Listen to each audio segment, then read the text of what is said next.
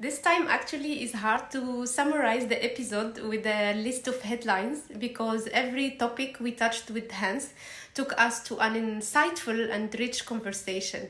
Together, we navigated 25 years of inspiring milestones in Hans' career, exploring different areas and perspective.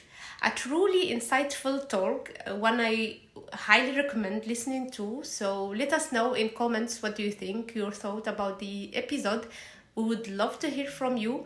Don't forget to subscribe to our YouTube channel and to share this episode with your friends and community. Hi everyone, and welcome to another episode of I.Talk. We are deeply honored to have Hans with us today, a true leader and innovator in his field. Actually, his insight and experiences are bound to inspire many of us, so let's dive right into it. Thank you, Hans, for accepting our invitation. You're welcome. I'm happy to be here. Thank you. So let's take a step back, Hans, to 1997 to understand where it all began. And actually, the obvious question might be what inspired you to specialize in GIS and remote sensing with the master you did at Utrecht University? Yes, actually, we need to go a little bit further back. Okay, cool. In my youth and with my parents, always interested to go out in holidays to the mountains and to understand landscapes. But also, I was a bit of a computer nerd also as a kid.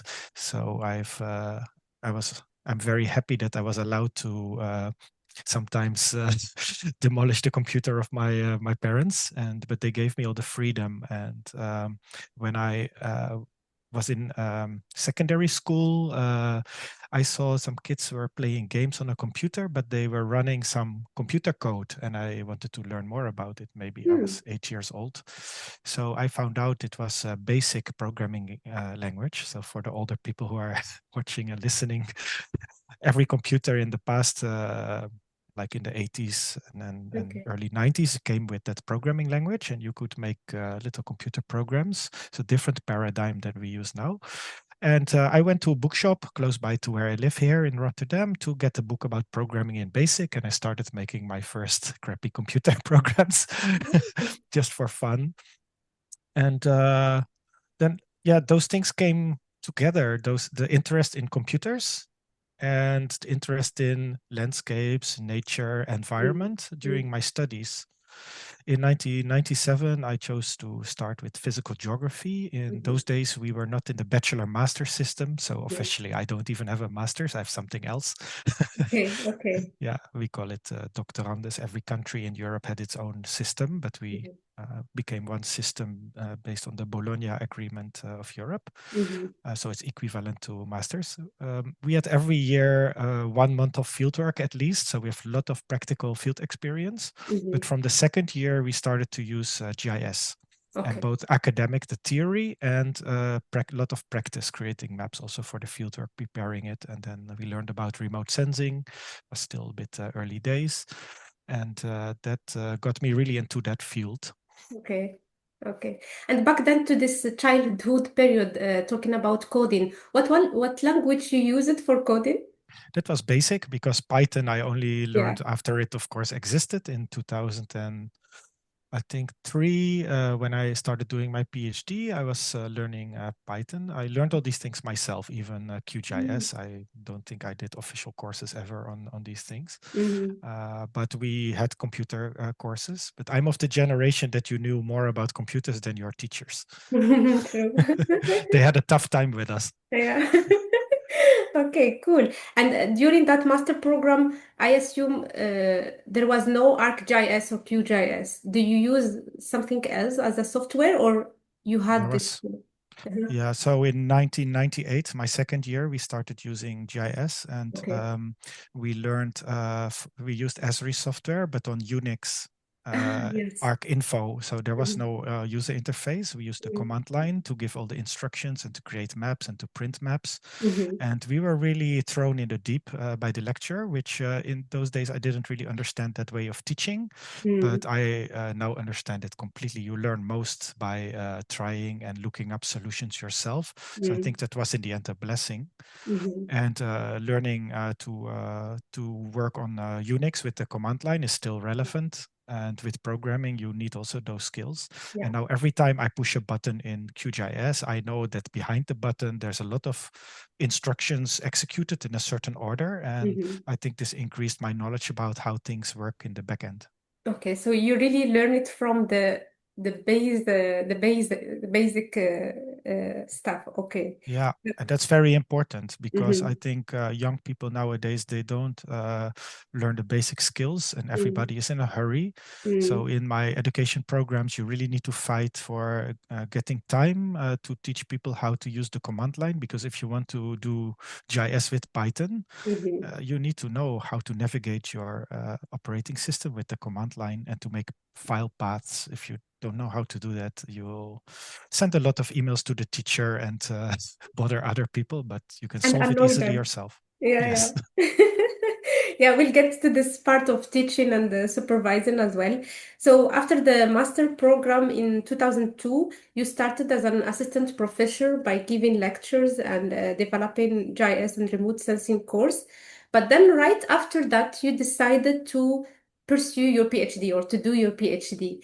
What Yes. motivated that decision? Because you could Yeah. have continued in industry since GIS and those technical and practical skills are actually highly valued in job markets, I would say. So you could have easily found a job and do it. But you decide to continue research and to do your PhD. What was the drive? Actually, I was a lot in doubt in those days if I should do a PhD or if I should go work for a consultancy company Mm-hmm. or something else. Nowadays, it's very hip to be self-employed, but in those days, not. Um, but yeah, since I got that job after my studies to assist in teaching GIS and remote sensing, so Mm-hmm. even before I was a teaching assistant, Mm-hmm. and I could get well along with the lecturers there. And um, I was also, as a side job in my studies, working for the help desk of the faculty. So they, my GIS lecturer, he also works there, and he Okay. would scout students who were good with computers to Mm-hmm. work on the front office to help professors when they're stuck with their computer. So there was a lot of engagement with other lecturers and know from the inside how the faculty worked. And then this opportunity came, and I discussed with my parents and, and with friends. And yeah, in hindsight, I'm happy I chose to do the PhD. Mm-hmm. Although I think, and that's maybe advice for others, if you have a little work experience, it's easier to do your PhD after maybe a bit of experience. I was really green. I had to learn about budgeting, about designing your project, how Mm-hmm. to deal with other people and not to be too shy. Mm-hmm. That's true because we had also a guest who came here and she said that she wanted to also have some work experience to be sure that the PhD is her choice at the end. So she will try with consultancy and other fields so that first to get experience and second to really check if the PhD is what she wanted, and that's what she did Yeah, at the end. So that's a very good yeah. advice. Uh, but I was super interested, Hans, when I saw that the your PhD was about if I say it, geospatial technologies applied to water management and soil moisture. Yes. Why this link? Because you could have linked to other fields, to other research area, but you chose soil moisture and hydrology in general. How this choice came? Well, it was not as much a choice. So that kind of PhD, Mm, you get already a topic, mm, and mm, you need to make, of course, the best of it. And it in the end, it seemed that I took a bit of different direction than the professors Mm. initially had. So Okay. went a bit more in the surface energy balance modeling. So that Okay. means using satellite images, especially the thermal band, to calculate evapotranspiration, Mm-hmm. and then to integrate that in soil moisture modeling using data assimilation.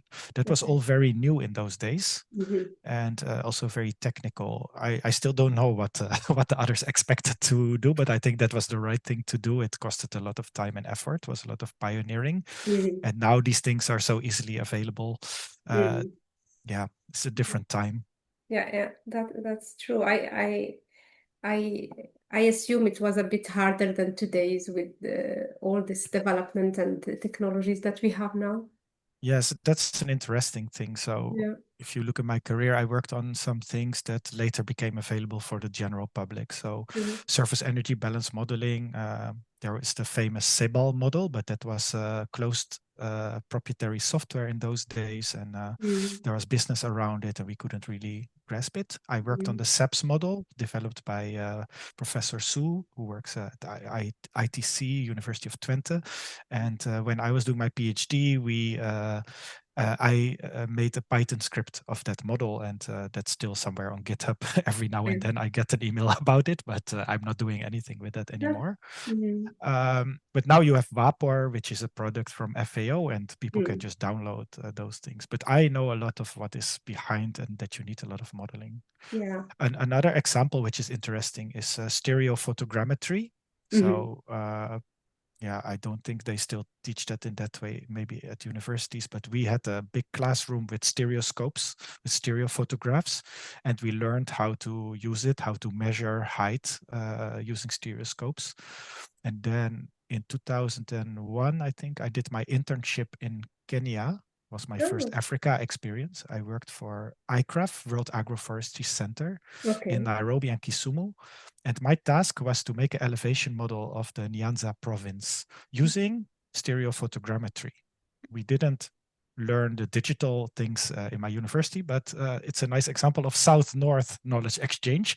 In Kenya, of course, we had a supervisor there who had some ideas and software. Mm-hmm. So I created a an elevation model, digital elevation model of Nyanza province using spot satellite, which in two different orbits looked at the same area in stereo.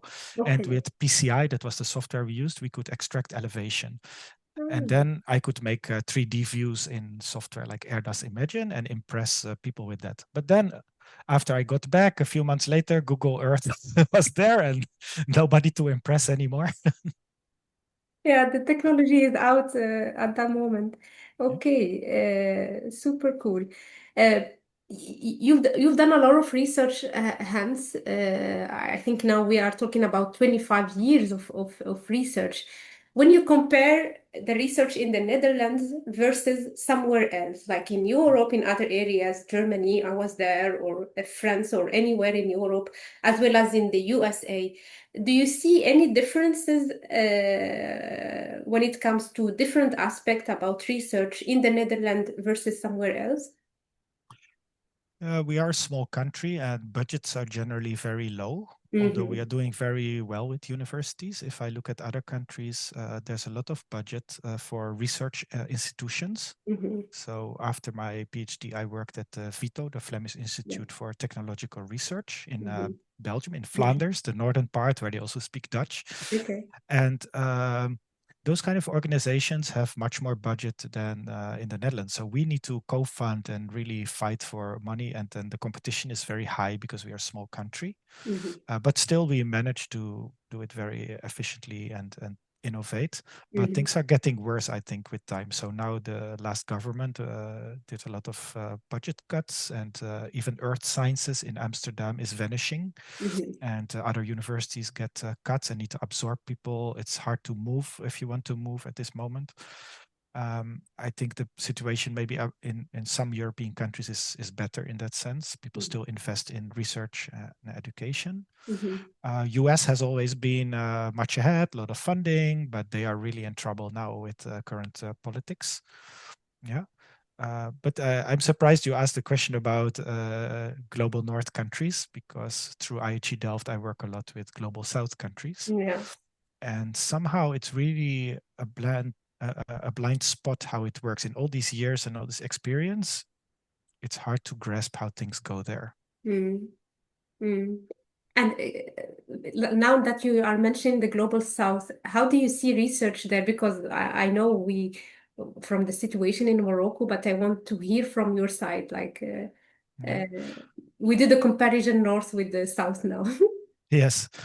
So as I say, it's very difficult to grasp how it works. So Mm, I work mostly in French-speaking African countries, so mm, Morocco, Algeria, Tunisia, Benin, mhm, and coordinate things in Mali. These countries already are very different from each other in that sense. The North African countries are switching to English education from French to English. French has been always limiting, I think, young people, but mm. that's maybe my biased view on access to knowledge, Yeah. to research. But if I go deeper in how it works, then I find really bright researchers in those countries. But there's not always a link between how we in the global north deal with research in the global south. So there's a Mm, lot of neo-colonialism. mhm, mhm, So, for example, we have scholarships paid by mm, global north, but we determine what people in the global south should learn. And people who have access to scholarships are the ones who normally come from the better families, from maybe the middle class, upper middle class, who have networks. Maybe their whole family already studied in our place. Yeah.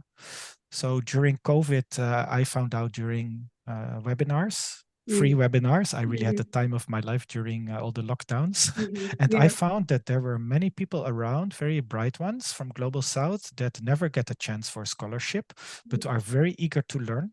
Mhm, And at the end of each webinar, people were showing their results. We had these Zoom sessions and we had the geo drinks in the end. And then people would open their cameras and share the screen of the maps they made. And I was like, okay, I'm going to change a bit how I work with that. mm.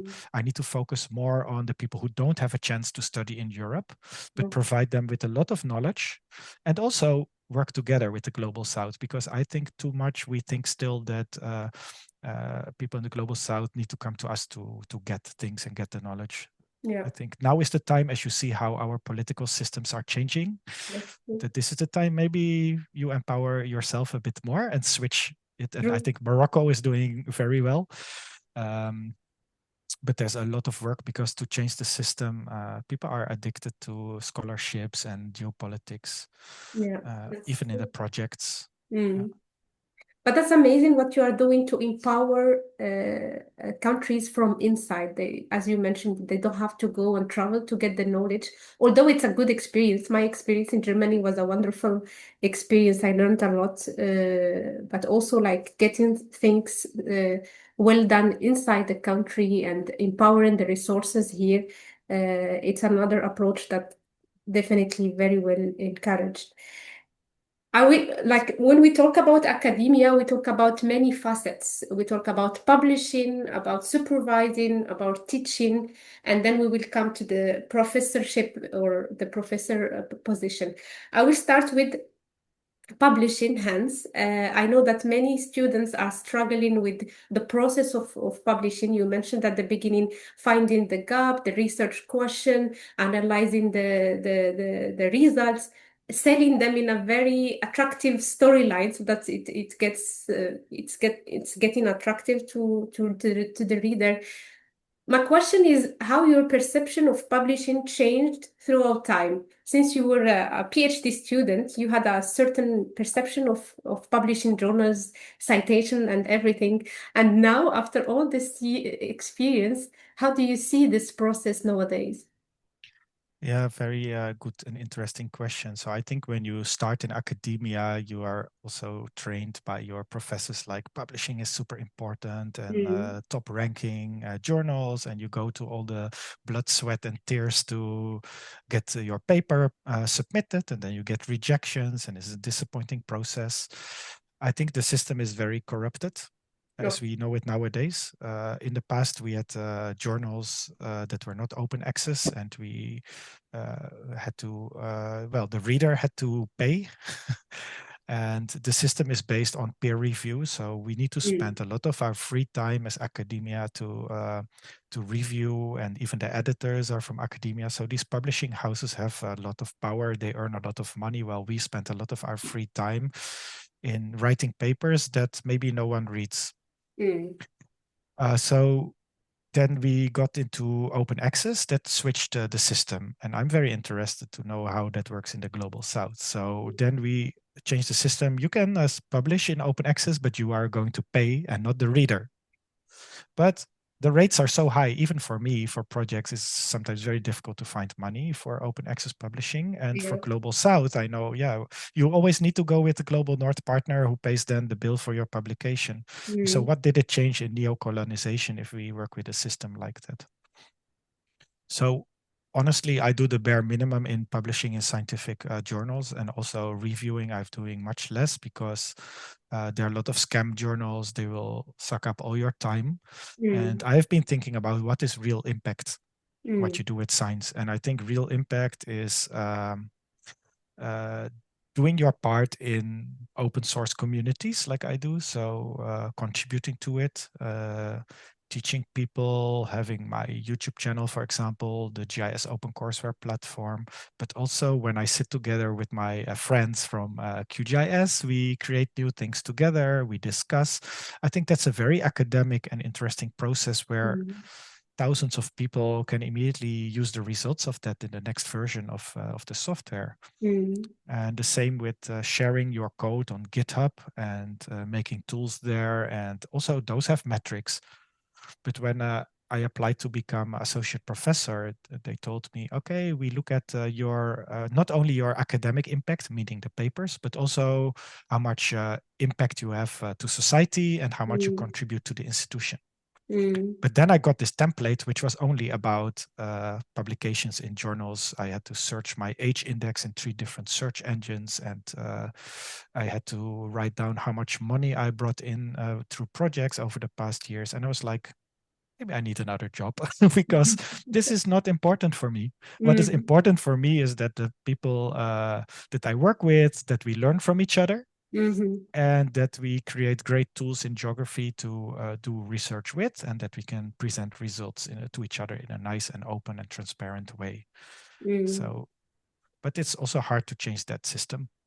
But that's incredible how you are challenging this old-fashioned or old way of sharing knowledge. You are more into the open source, the collaborative aspect of it, instead of just writing the paper, let it go, and then see how much citation it can get.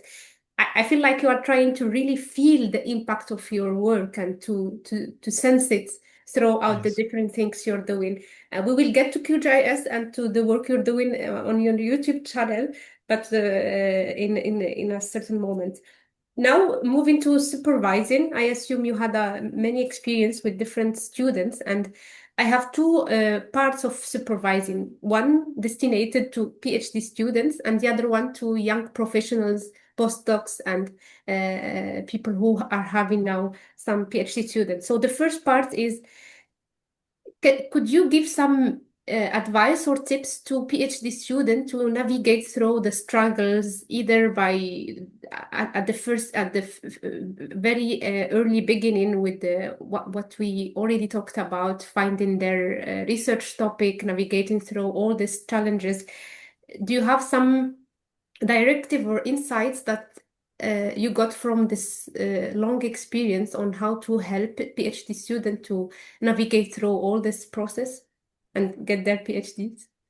Yeah, it's a difficult question. There's maybe no golden bullet, but some True. things that could help is you can feel very alone. Maybe you are working on a topic and you don't see your supervisor so much. They're distant. I think that's the first thing to make sure when you start, that you have a really good team around you, or even better, you're part of a project. So you join the project, then it's in the benefit for yourself and the project what you do, and you can cooperate. My PhD, I was very lonely in that sense, was not a project. It was a Mm, strategic topic for the university. So I mm, had to do a lot of networking. That's also a great learning process. I need to get a differential GPS from Wageningen University. I mm, needed to work with University of Twente for support on the programming. mm, So there's also something in learning those things. The PhD is for that, and don't be too worried if the first year is a bit floating around. mhm. PhDs are generally over a period of 4 years, and most people do a little bit longer. But nowadays, funding is often for 3 years. Everything becomes fast food. And I am really allergic to that. Mm, Master programs get shorter. Like in IHEDL, we have now 12 months mm. instead of 18 months. But good cheese or good wine, as they say, needs some time Yeah, to yeah. mature. So give yourself also time. Go for a PhD that has 4 years, Mm, and try to build it up in 4 years. mm. Or if you do in 3 years, make sure you have a good supervision team or Yeah. people around you who can help. And also talk a lot with other PhD students, share the experience, drink coffee Mm, with them. Don't mm, stay on your own. mm, mm. That's those are very good insights. Like being part of a project, I do see the benefit of having that. That makes things a bit more clear and with a clear framework for the research, and being surrounded by other PhDs and to exchange so that you don't feel lonely. And then for young postdocs and professionals, how they can support their students, how they can deal with procrastination. We hear a lot about imposter syndrome that I think many people went through. How they can give constructive feedback to support, mentor their students in a very healthy and structured way.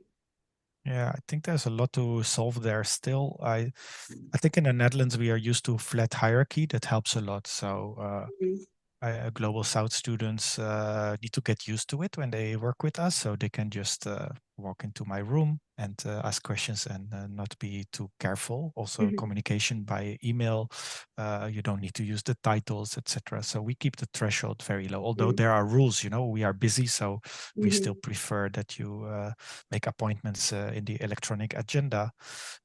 But we take time to guide you, and I think at IHE Delft that's something we do really great.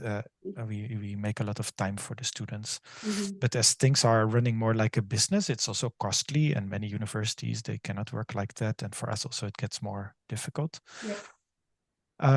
So I think first of all, you need to try to remove the thresholds. In many countries, it's very hierarchical. The big professor maybe shows only a few times per year, and normally is an old man. Yeah.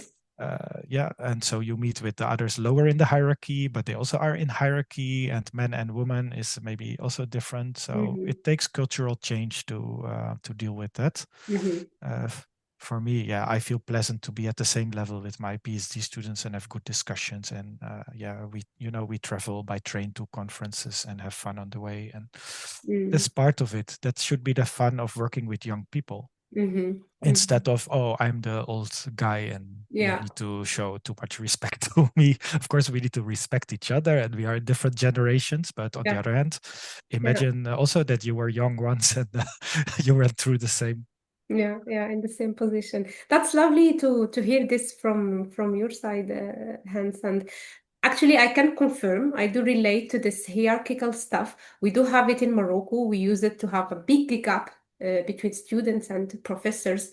While when I was in Germany, like we had like very casual, cool conversations with our professors, which encourage you to speak up, to show up, to talk about your stuff, and to exchange, to learn from them in a very peaceful way and easy way. So that's a very important point.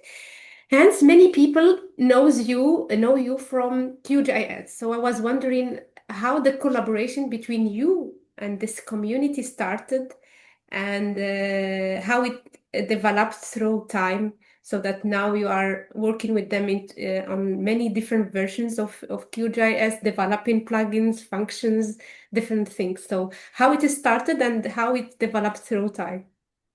Yes. Also, there we need to go some time back, even before QGIS existed. Uh-huh. At Utrecht University, we used to have, and we still have, a GIS software that was made by the university called PC Raster. Mm-hmm. And it was command line based, and also you could make scripts to simulate landscapes. You could do rainfall runoff modeling, and you could really, as a student, learn how to make it yourself. So Mm-hmm. very different from what I learned at IHE Delft, that we teach students off-the-shelf models like SWAT or HEC-RAS. I never learned those things. Yeah. so, so I don't have a master's, and Yeah. I never learned SWAT or HEC-RAS or those things. We used to learn how to create models ourselves with that software. Mm-hmm. And yeah, these people were very open source minded. So they made two great steps. They open sourced PC Raster, and it became available as a Python package early 2000s. And during my PhD, I was one of the first ones testing it and having feedback with the developing team. They were Mm-hmm. close, like a few rooms further. And their format became part of GDAL. And Mm-hmm. GDAL, the Geodata Abstraction Library, is very important in many GIS packages. Many people don't know it, but it's the most important part of GIS. Without that, many things will collapse. So the format of PC Raster became a format of GDAL. So therefore, it was possible to exchange formats from GeoTIFF to their format, etc. Mm-hmm. I was also in those days working with Edzer Pebesma. He is now a professor in Münster, and he was a developer in those days from GStat to make variograms, and all these things are now in R. He's a developer of R, and I think these people around me, like De Karsenberg, Edzer Pebesma, they inspired me to that way of open source thinking, also with the rest of the team. So when I moved after my time at Utrecht University to Vito in Belgium, we started using more and more Python. We were with all young people. We organized ourselves in a group. We start trying the early versions of QGIS. Mm-hmm. And the managers were very open to using that and to learning and exchanging knowledge. And we got a coordinator there who was very open. And then the clients would also be interested. So it started growing. Mm. But I wasn't yet active in that scene Okay. uh, until in 2013, I switched from teaching ArcGIS completely to QGIS Okay. for 3 of the 4 master programs at IHE Delft. The one continued with ArcGIS, the hydroinformatics program. Okay. And in the end, all of them were using QGIS. So we managed that. With Python was a bit a longer trajectory Mm-hmm. because many engineers are used to MATLAB and those languages. But in 2017, I saw that there was a QGIS user conference in Denmark, in Nodebo. Always very difficult to pronunciate, so I don't know if I do that well. So I decided to go there. I didn't know how it worked. I had no idea about an open source community, and I found that this was one big family with all kind of companies that had people around that make the stuff that I use day to day. Um, it was organized by a lecturer from the university there, and it was at the campus of forestry. Beautiful environment. People brought their families, so there were kids and partners of the people from QGIS. Mm-hmm. Um, and there I also met Kurt Menke. Okay. And there the idea started to write a book about QGIS for hydrological applications because he Mm-hmm. already wrote books and I had a lot of materials. So I found that the environment was so easy with these people. They were so inclusive, and I was a newbie, Mm. that I could easily share those ideas. So in that year, I already started with Kurt for plans for the book, and I started with Kurt and Tim Sutton from Cartosa. He's also one of the important people who the early people who started coordinating things for QGIS, Mm-hmm. South African based company Cartosa. And we were managing the certification platform. So Yeah. organizations who want to issue the official QGIS certificate. So basically, Kurt and me, we screen the applications and we work together with the developers for the platform. Mm-hmm. And then from there, it started growing. Since then, I went to, I think, every QGIS meeting, and we started a user group in the Netherlands. Okay. Um, yeah, and the Phos4G conferences, because it's not only QGIS, there's a lot of open source software for Geo. Mm-hmm. And the organization that leads that is OSGeo. Mm. They're international, but they also have local chapters. We also have one in the Netherlands. So Mm. I started figuring out how this whole landscape worked, and also the open source business model, and your Mm. role also as a teacher Okay. is very important.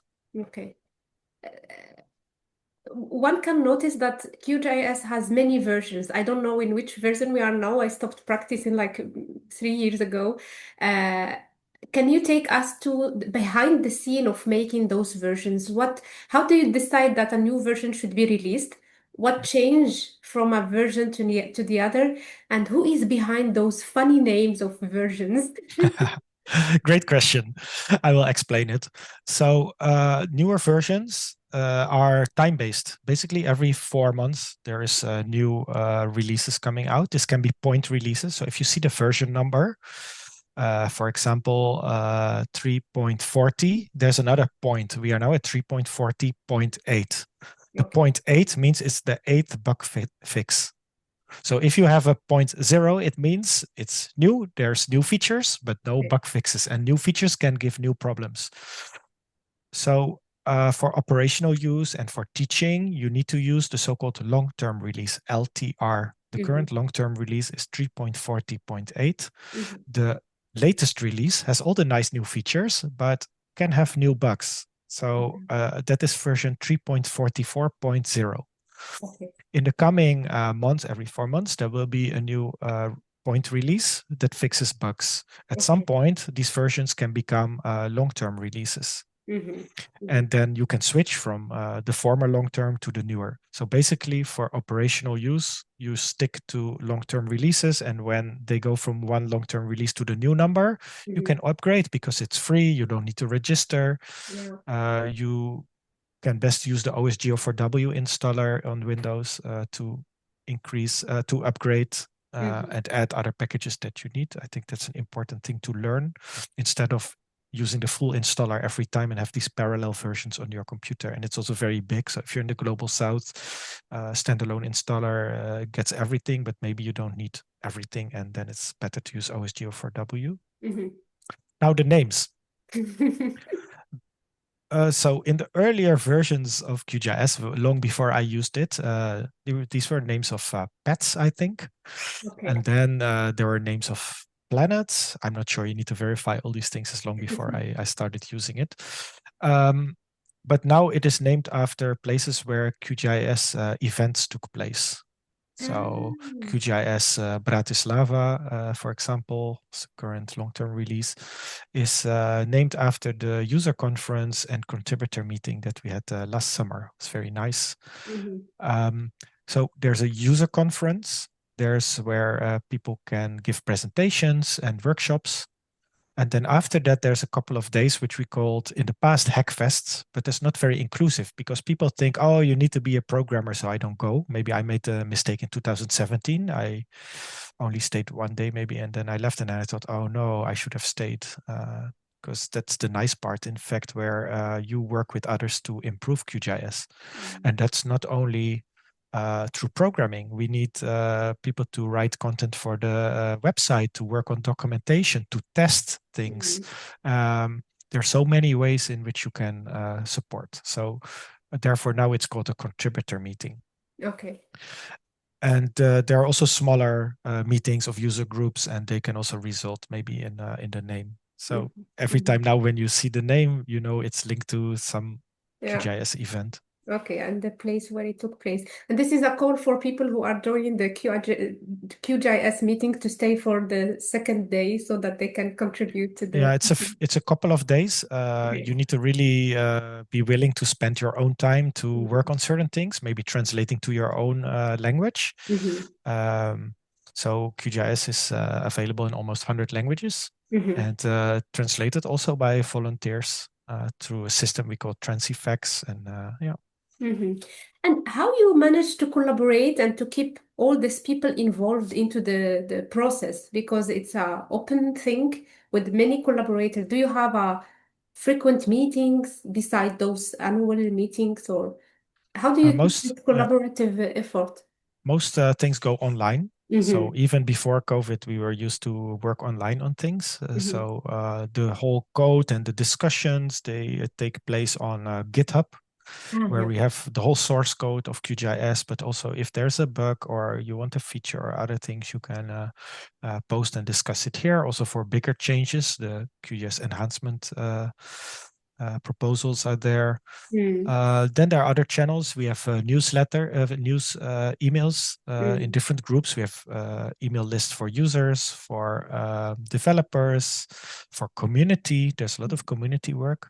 And also for the PSC. PSC is something I need to explain. Okay. So on the one hand, it's very bottom up, and people can take initiatives to work on certain things or to start a crowdfunding for certain features and get it into QGIS. On the other hand, there is also a democratic structure. So the QGIS.org is a foundation or Yeah. association that is established in Switzerland and has a board and a chair.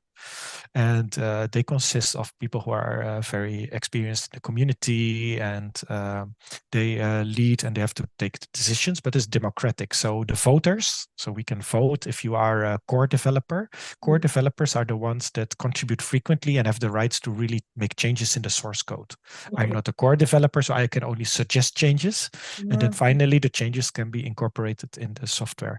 And that's important because, yeah, you don't want to mess up with thousands, 10,000s, 100,000s of installations around the world. So these are experienced people who really know how to write code, how to check things. The user groups also have voting rights. So if there are votes needed for certain decisions, then user groups can cast a vote. Yeah. And then OSGeo has a vote. There's the overall association. That's how it works. And the user groups are very important. But we see that there's not in every country, and the spread over the globe is not very equal. So a lot of European user groups, South America is doing well, Africa is very little. And there's a lot of work to do there. Okay. Okay. Will you see you at some point, someday, at the chair of this committee? I don't think so. Okay. Okay. Hans, you mentioned earlier the book that you wrote with the court, if I'm not mistaken. So the book came before launching the YouTube channel. So that was No, before. Or actually not. I think I didn't really celebrate it, but this year is the 10th year of my YouTube channel. So the YouTube yes. channel started in 2015. Mhm. But the book accelerated things. So first I was just publishing a few videos. Also the early ones are maybe not that professional as the later ones. So I've invested in equipment. These are soundproofing, Okay. sound absorbing panels for the acoustics in this room. Mhm. There's just good equipment. I think when you do things, you need to do it well, but it takes time when you realize, okay, this goes more than a hobby, and now it's going to need to be really, really good. Yeah. So COVID boosted it mostly. Okay.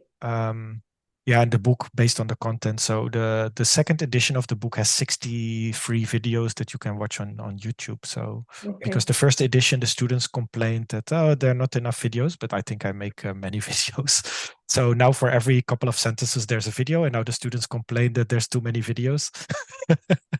So we don't know the compromises. Where is the No, yeah. you should use the book by reading the steps and doing the steps and experimenting. That's the best way to learn. And when you get stuck, you watch the video that you need. But Okay. many people learn in ways that are less efficient. So people watch the video and think they understand it just by watching the video. That's not how it works. Okay. Even repeating what I do on QGIS will not challenge the brain. Okay. Now you answered my question because I was wondering if we have videos on your YouTube channels and people practice through those videos. Why do we need a book for that? Especially that young people, they don't read, they prefer to watch things. But now you understand that you have to start from the book, see the explanation, understand, and then if you got stuck, practice in the video. Yes, what is important is to follow steps and to understand steps and to read. It Mm. doesn't necessarily have to be a book. It can also be an online course. Mhm. So I think I move a bit more from books to online course development, because a book is stuck when you print it. Mhm. So they are outdated. The latest edition of the book was for QGIS 3.22, and we are now for the long-term release in yeah, 3.40. So Okay. Okay. there's a lot of differences. And then on my blog, I write all these differences. But if you have an online course, you can every time update it and people get the latest. Mm, And in mm. open source, developments go very fast. Things get easier, shorter, bugs get fixed. So True, true. That's true. You just gave me the perfect transition to the content creation, which is your YouTube channel. You have now, I checked this morning, 325 videos about QGIS and different applications for hydrological applications. The question is from where the idea came to start a YouTube channel. And later on, we're going to talk about the frequency. If you have a strategy of posting, how do you manage this? Because I know it takes a lot of time and it takes preparation. Do you have a team that is helping you to do this, or is mainly you're the man behind all this? yes, it's So, all alone. okay. Yes, so I think when I started 10 years ago, probably I needed a place to put videos and maybe incidentally or for my own classes. Maybe it Mhm. was something I was building up experience with. Okay. So I think the growth goes exponential. Hmm. So in the beginning there was not much, and then yeah, during COVID we were of course bound to our computers. We could not teach in class, and that was the time to really make a lot of videos, and also Hmm. with the book to illustrate things. And first we start also with longer webinars to put it on the YouTube channel. I don't do much live streaming, but I like to have a bit more of that. But yeah, it's a bit hard to find the right topic to do it, because Hmm. Studio Cut is really nice. Yeah, It yeah, all looks very smooth when you watch it, but that's a bit of work. true. Um, yeah, so I do it alone, and there is no fixed frequency of publishing videos because life is very busy. Everybody has a budget of 24 hours. I separate it over 3 days now since January for IHE Delft, my employer, Hmm. then 2 days, weekends, holidays for my own company. And I also have hobbies. I saw you saw the picture of this morning. So today I already had a concert. So I Yes. like to do, yeah, we do I sing in a lot of choirs in the Netherlands and at a high level, really big things. So I need to really organize life in such a way. Mhm. And then the sports is to make a video of something that is really new and nobody else did, and to show it in a proper way. So also I'm eager to see new features in QGIS and try to be the first one. But Mhm. if it's very busy like now, I cannot make time, and then I have to wait a bit, and hopefully nobody else will do it. Yeah. So there is a sort of pressure to make videos as soon as you can, of course. Yes, but it's self inflicted. So Yeah. I'm not, nobody's telling me I need to do more frequent videos or something. But I Mm. would like to keep it up, and it's super nice. Mm. Also, the engagement there, you get questions and comments. So far, it Yeah. has been quite pleasant. Hmm. Hmm.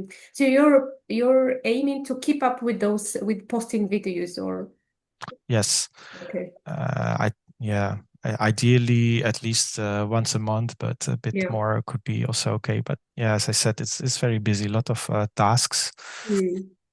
Yeah. Talking about this pressure and the load of doing many things and the challenge of keeping this work-life balance and all this throughout your work experience, Hans, have you experienced burnout at a certain moment of your career? And if yes, how did you deal with it so that people can get some inspiration here? I don't think I got a real burnout, but Okay. there have been times that were a bit tougher. Mm. And it's mostly has to do with organizational things where you don't feel that you're appreciated, or that you have to fight the system too much, or Mhm. that quality of students sometimes is not what you like to see, or the Mhm. time given. So this Mhm. is a continuous challenge, and Mhm. therefore if you get older, you learn maybe better how to deal with that. Mhm. And that is okay. You know, if you are in the privileged position like me, you could also reduce work for an employer, do Mhm. more for your own, and get that balance right. Because if you work for your own company, like I also do, I take only the tasks that I really enjoy.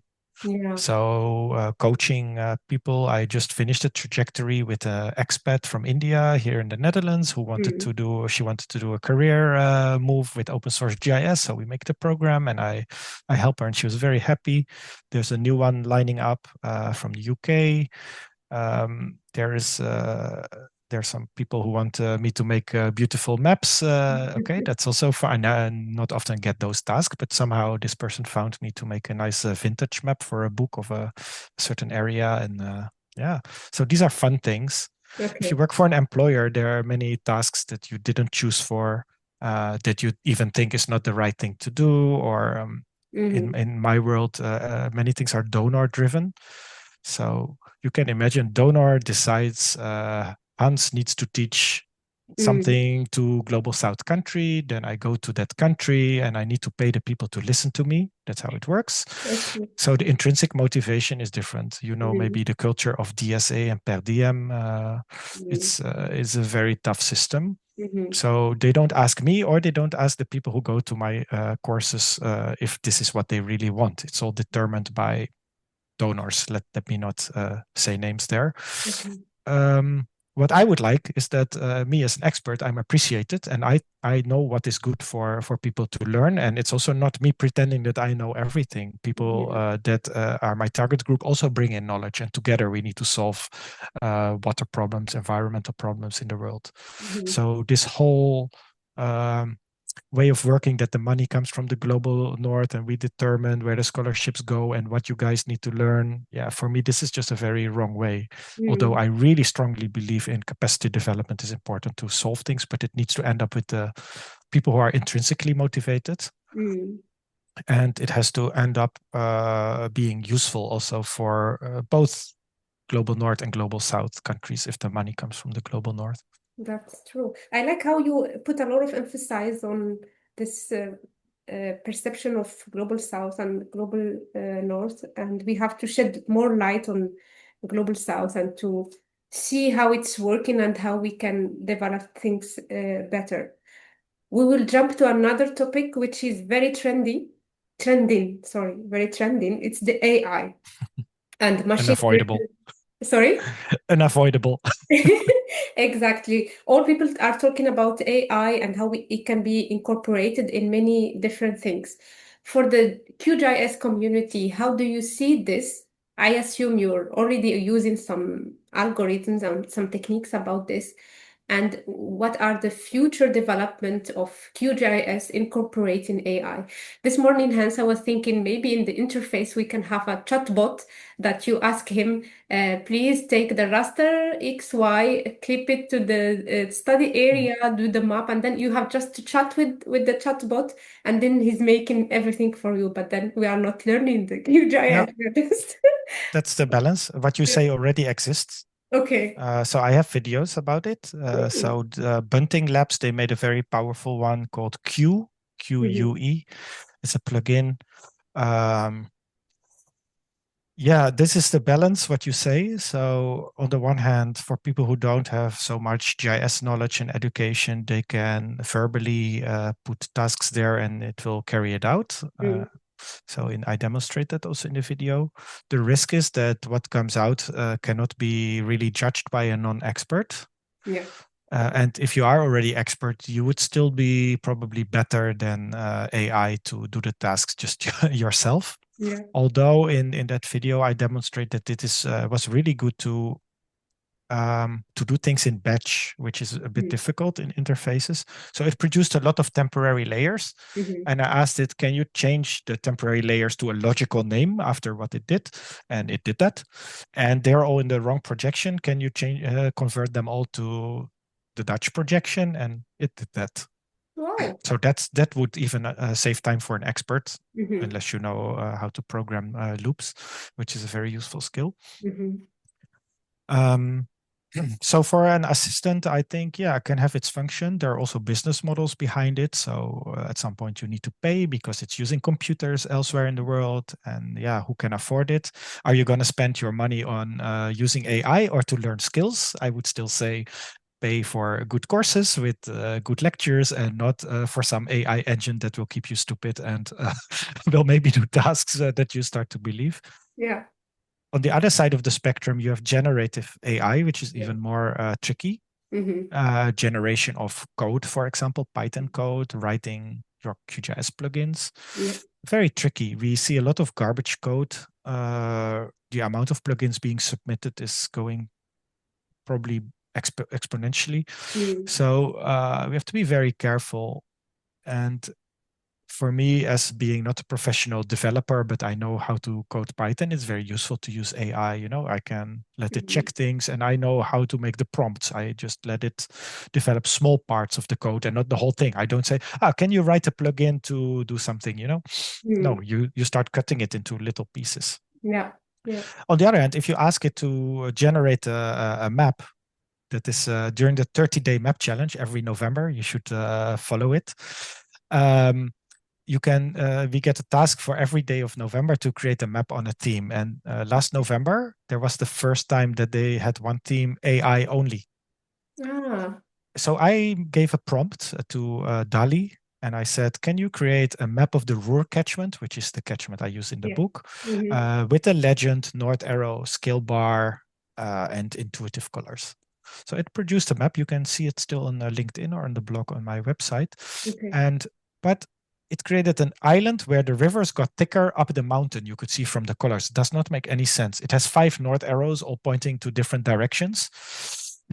And then people started responding. And what I always find amazing is that people only see the good things of AI and are not critical. So there was one person writing like, oh, this is great if you are not so creative and you don't have the skills. You know what I think? If you're not creative and you don't have the skills, don't do GIS, go work in a factory. You should work in a factory where you just put a sticker on a bottle, you know? So I find this very scary. And I see also the students, I hope many students are listening. Yeah. AI is not your solution for everything to pass your exams and to get a diploma, because in the end, you need to be able to do things. Yeah. So we are still adjusting. And like when we started the conversation, when I was a kid, I learned programming. I knew more than my teachers. Exactly. Now you are using AI much more than your teachers, maybe. But they are still adjusting in academia, in universities, on how students should use it, or how we have to teach you how to use it, but you're already using it, so we are behind. And also, how do we check knowledge? In the Netherlands, a report came out that, testing on a master thesis is maybe not so useful anymore because you're basically grading AI results. So we need to test in other ways. So, you know, young people, if you screw it, you're going to get only oral exams and you need to give answers on the spot. That's true. And actually, I want to emphasize on, you said student or people needs to learn how to do things, and even more to understand the fundamental behind it, like the Yes. basic, the reason, the logic behind, and how things work, so that they can really master the thing.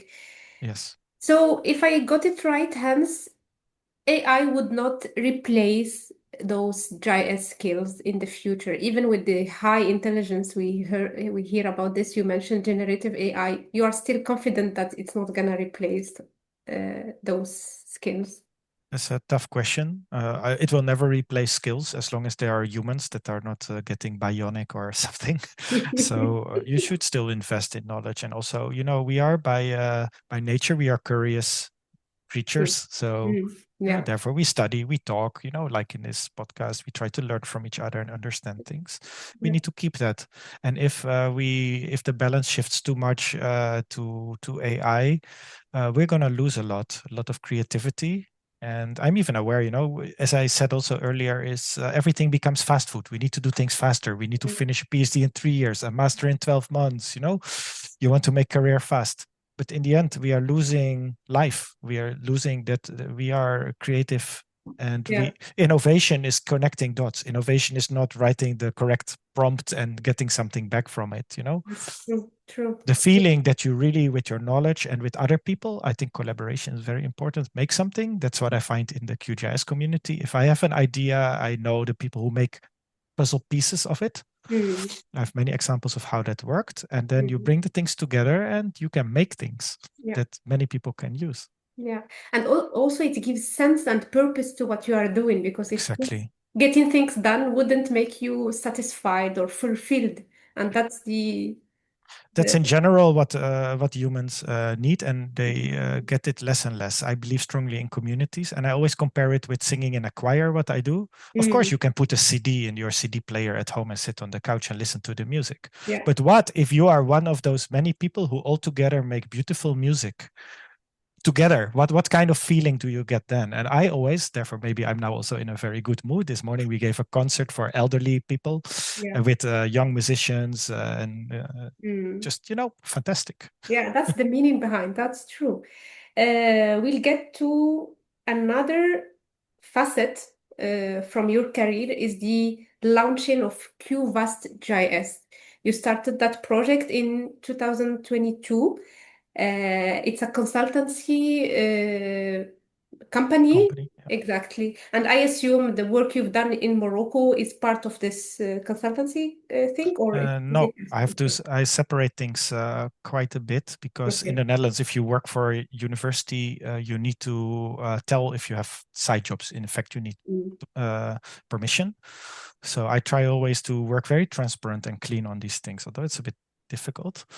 Um, so with IHE Delft, I work on international projects, international Mm. cooperation with difficult donors. A lot of contracts, and you need people for that. You need a department of finance. You need to have a liaison office and a lot of teamwork with colleagues to get things going. Mhm. Um, I don't want that with my own company. So my own company, so I'm self-employed. I don't have staff. I need to do everything myself. But it gives me a lot of freedom, and Mm. it gives projects that are of a size that are still comprehensible. And we don't work with difficult contracts. If you want a training for me, we can agree it just by email. I can write you an offer, and of Okay. course, everything according to rules and regulations with the tax and inspection and those things. So we have to respect that, of course. Okay. But it's a bit of a paradox if you think that if you work for an employer, that a lot of work is taken out of hands Mm. by the finance and other of no. It Mhm. doesn't work like that. It can also create a lot of extra work, Mhm. and when you do things by yourself, you can be very quick in adjusting to the situation. Yeah. Before going on, before discussing how it works, what inspired you first to start this company and to build this consultancy project? Or Yeah, many people in the Netherlands are self-employed. okay. It's getting a bit less, but there has been many now rules have changed a bit. So we want now more people to have employment, and I think that's important for stability. Although young people want millennials and younger, they want to just be flexible with everything in their lives. I'm a xennial, so I'm a bit older. We like to just have a fixed job and get our house and our life done. uh, so it's very easy. We are a country that is very entrepreneurial. So you just pay, I think, 80 euros to establish your company name, and then you get the tax number and everything, and you're good to go. And there's the Chamber of Commerce has a lot of videos, and you can exchange with others how it works. So what inspired me is well, first, I think I should have done it much earlier.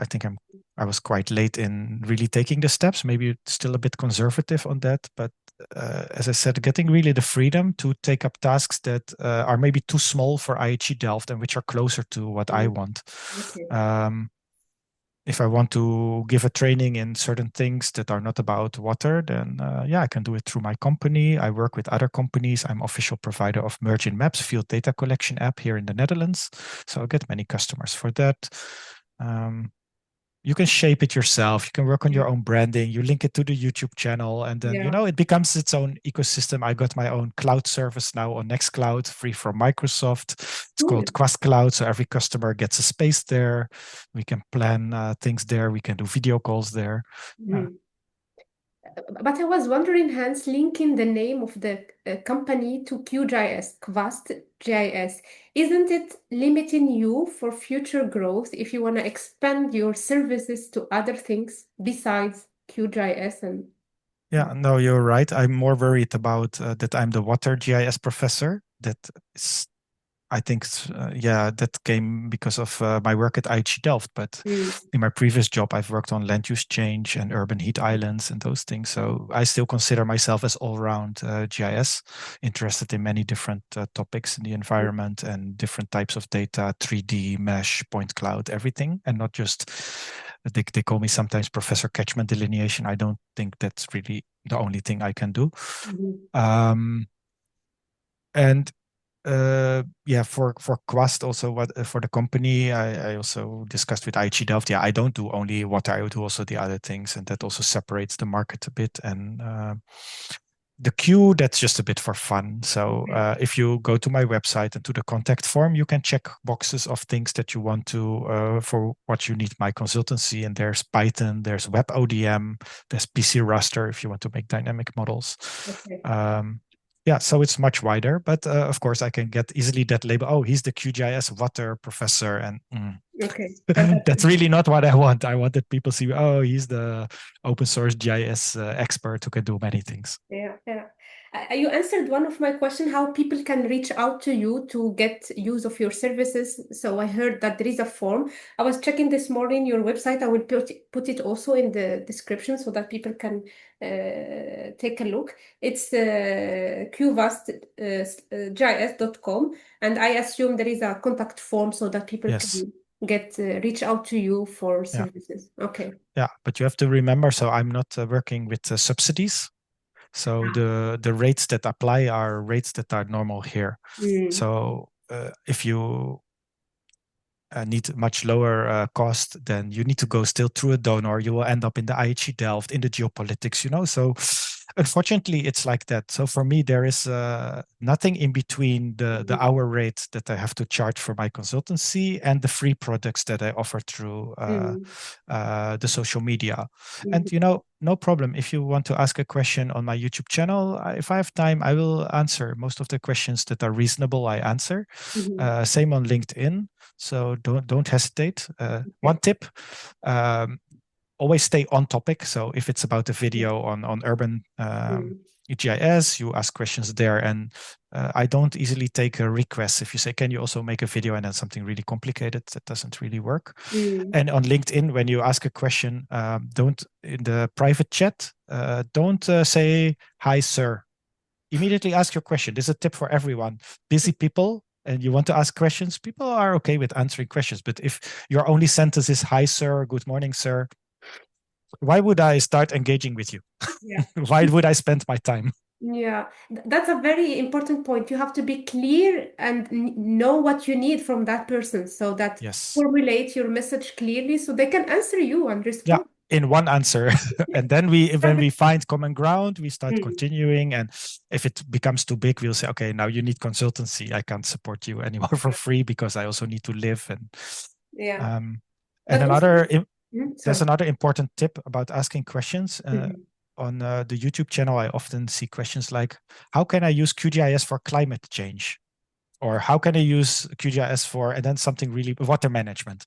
These are That's questions nice. you cannot answer. ChatGPT can answer it. So I normally get a bit grumpy from those questions and I ignore them. But once I put such a question in ChatGPT and it stays very polite. So, oh, that's a great question. You could do, and then it chooses one out of the thousands of answers that you can imagine. True. And then it nicely in the end says, if you give me some more details, I can help you much better. Yeah. Yeah, yeah. But from your side, it's much better to ask a specific question, like Okay, a okay. specific technique. Clear, specific, and very structured questions so that Hans can answer you. Yeah, or anyone in the open Anyone. source world. We are all busy people making nice stuff and free stuff for you. So That's don't use our time for other things, please. Yeah, don't waste time. Okay, but this is for videos and YouTube and for your like chatting with students. But I'm thinking more about training and coaching. Can still like some public administration or anyone who wanna use your services get in touch with you through your LinkedIn profile or your Instagram. I don't know if you Yeah, know this. definitely. Through the Okay, website, of course. on the website. No, so I really like it if there is like groups who want to be trained and by Mhm. their own employer. And I really would like to see Global South organizations themselves taking this up instead of always going through the donor. Then the donor decides who can be in Mhm. the course. And, Yeah, you know, yeah. there must be a lot of authorities around in many different countries that need people to be trained in GIS. And Mm. that's Yeah. what I can do. I can also do training of trainers. I did that in the Netherlands. There was a Okay. former intern of mine, and he asked, "Do you also do training of trainers?" I said, "Yes, this is great. I teach you how you teach people in your organization. And I have Perfect. lots of tips and tricks. That's fun." Great, great. And I think you also can give certification for QGIS, isn't Yes. it? Okay. Both IHE Delft and my own company, we can issue the official QGIS certificate, which contributes 20 euros to QGIS. Okay, cool. What are projects or themes are you currently excited about? What do you want to do next? Either for your YouTube channel, your consultancy company, what kind of project you are excited about for the upcoming years? Oh, that's a good question. Normally, I have a clear idea of what I want in the future, but I think we accomplished this year quite a lot of nice things especially in the last user conference. I had this wish of sharing processing scripts through the hub. So Okay. QGIS has a resource hub where you can share maps, graphical models, projects, but now also processing scripts. Mhm. Um, what I would like to see is, well, my big wish, that's a difficult one, is improve the raster calculator of QGIS. Because in Python, it's quite easy with certain packages to Mhm. easily write map algebra, but you still need to know Python. So if I want to do uh, map A times map B plus the slope of map something, then this is very difficult in QGIS. So Mhm. I've been discussing with a developer from PC Raster, like what if we can Mhm. let users choose which language or which interpreter in the background can be used, for example, PC raster, and they Mhm. can choose the layers and then use all the functions of PC rasters to do the calculation in QGIS. So that would be a great thing. Okay. But it's not something I can make myself. So I need a lot of support from people who can code in C++, for example. Okay. Yeah, but the idea is always good to Okay. share with others Mhm. who might help and get funding, because I think if I need others, I also need money. Yeah. So we need to find it. Okay. If I go to education for the future, I really want to reach more and more people who cannot get scholarships. That's my aim. So I need to find ways how to do it. We can do free webinars. I can do some coaching, although it competes with time, and time is money in our system in the capitalism, but I need to see how to deal with that. Yeah. Other big aim I've been thinking about, because I knew you were going to ask this question, is related to the user groups. Okay. So I think the QGIS community is very inclusive. We have a code of conduct, we have an inclusivity statement, we want many people to join, but we still see lack of participation from Global South, Okay. and especially from women. Mm-hmm. So I have my fund from my book. So people who buy the book, the money doesn't go to me, but goes into a fund. And from the fund, I support female students from the Global South who study at IHE Delft to join on these conferences to present things. So I pay their ticket and their accommodation from the fund. Mm-hmm. But it's a bit hard and small. So you can't really save the world with those things. So what I would like to see is that there are enthusiastic QGIS users in countries in the global south, and who can gather a group and want to establish a user group, and that I can some way help to establish. So maybe we can make the map of Africa full of user groups, and the same for Asia. Yeah. Do you know about the Easter eggs in QGIS? Have you heard about it? Not really. No. No. No. So Easter eggs, software has Easter eggs. These are little jokes from developers.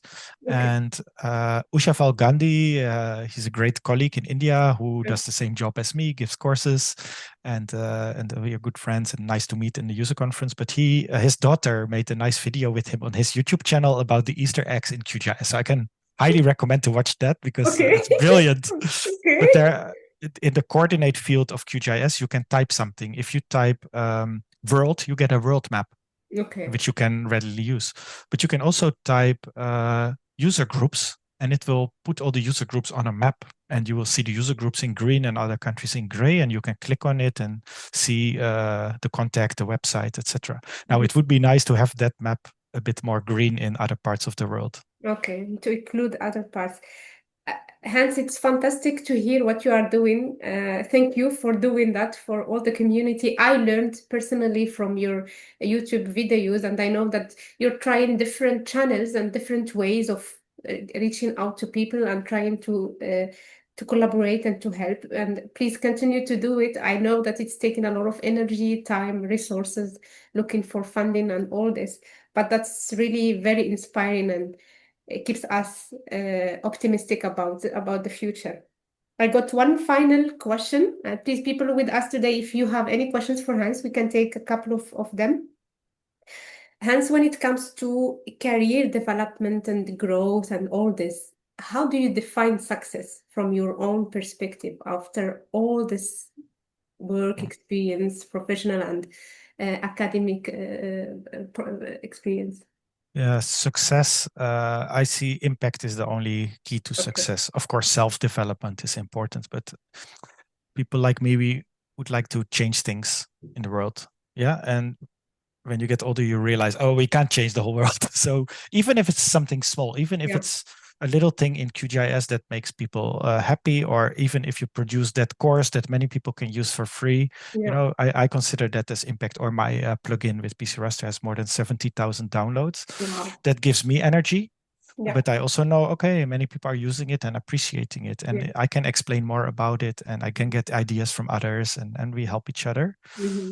So impact and Impact. working together, that is the most important thing. That's beautiful.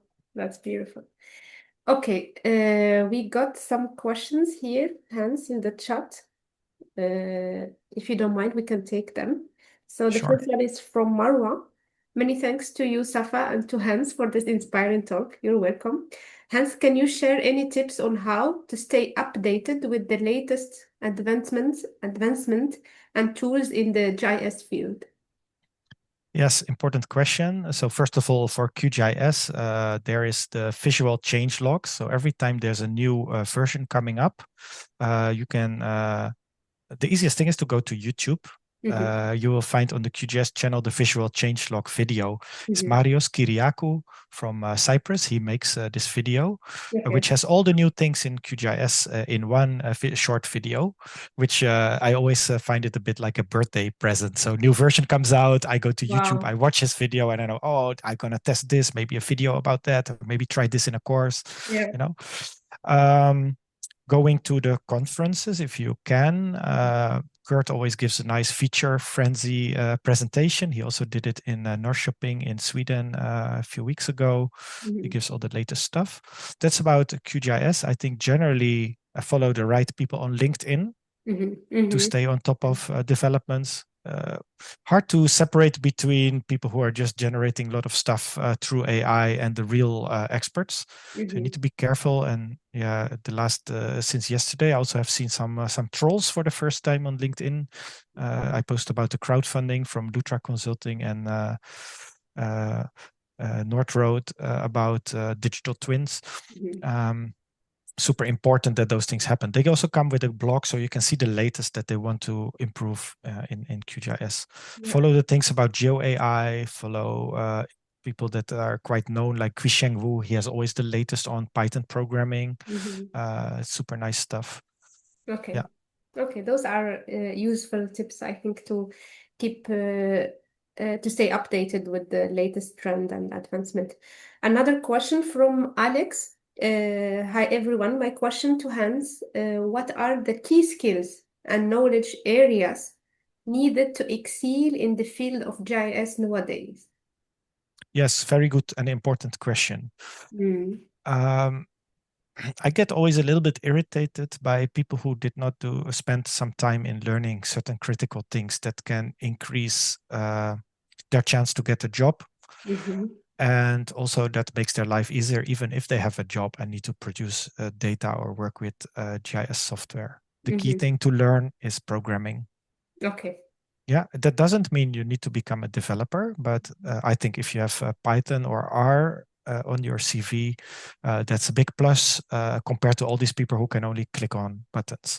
But it's not just for your CV. If you get an error message in some software, like in QGIS, it's often Python, and you know what it means and you know how to solve it. Yeah.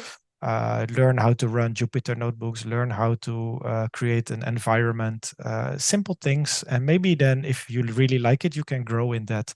But really don't be afraid of coding. It's such a nice thing. And, you don't need to be a developer. It's Yeah. just Yeah. understanding the basics. And you can solve this in 1 week full time. Yeah. And there are a lot of materials for that, Yes. either on YouTube, everywhere, online courses and everything. So there is no reason not to learn it. If you have the willing and the motivation, you got everything to go. Yeah. The second thing that is important and Mhm. also irritates me sometimes is that people don't have the good practice skills. So many people, including myself, learn GIS by themselves, not following courses. I never Yeah. had a QGIS course, but Mhm. I teach in courses. I start always with the good practice: how you organize your files, what are file types, no spaces in file and folder names, because then I know the programmer needs to put quotes around it. Yeah. And if it forgot it, you will get a very strange message. And you cannot always count on that developers will solve that for you. I had to solve it for my own plugin, and it's a lot of work, but I know I can better do that instead of answering 1,000 emails about people who have a space in the file name. So these kind of things, basic things, are so important to learn. The advanced things, you will learn if you know the basics. Always get the fundament first, because if you don't have the fundament, all the other things are useless. Mm. And actually, those good practices, Hans, are very important because they will stay with you the whole life. It's going to be Yes. super difficult to change them afterwards. So once you start tight on a good fundament, so that you can keep Yeah. learning on a very good pace. Yeah. Uh, I think we've got all. I don't know if you have a closing message, Hans, to people with us today and also the audience on YouTube that's gonna watch this episode. If you wanna add something, maybe there is something that I missed and you feel Mhm. like called to talk about, feel free. I hope other lecturers are also watching. And I think it is important, if we teach academic software, that it's open source and we follow Mm. open science principles, and Mhm. that you also teach to students why open source is important, not just because the software is free, but because there are nice communities and you can contribute from academia yourself. You can have things that you develop from research implemented into software that other people use, Yeah. and your students in their thesis can also contribute. They can make a tool or a plugin, and even if it's not ready yet, it's the first step. And I hope for the people listening or watching that they see that they can themselves become part of a community and start the same journey as I did some years ago. We hope so. We hope so. It was a real pleasure, Hans. I enjoyed it. I hope you too, and the people with us today. Thank you for giving us all this insight and inputs. Maybe we're gonna meet another time in 5, 10 years. Who knows? If Let's see. let's see and see what are the updates. But I wanted to thank you so much. It was a tremendous honor for me to sit and to talk about with you today. You're welcome. It was my pleasure to share my journey. Thank you, Hans.